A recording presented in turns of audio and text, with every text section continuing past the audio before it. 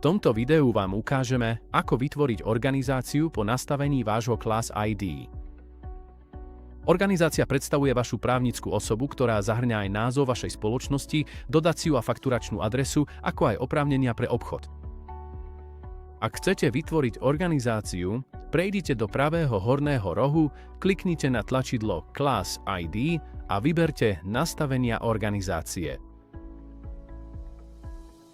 Kliknite na Pridať organizácii.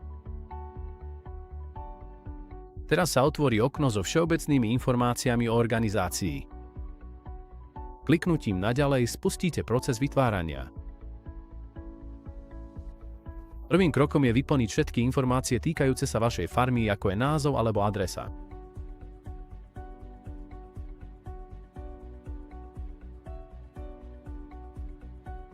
V nasledujúcom druhom kroku si môžete úplne slobodne vybrať svojho preferovaného predajcu.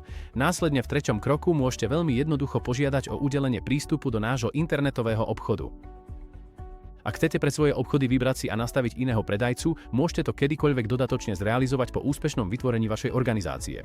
V úplne poslednom kroku si môžete ešte raz dôkladne skontrolovať všetky vami zadané údaje a v prípade potreby ich kedykoľvek upraviť.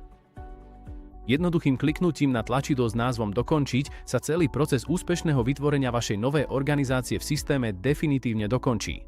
V tomto momente od nás dostanete dôležité oznámenie o tom, že vaša organizácia bude v krátkom čase dôkladne overená.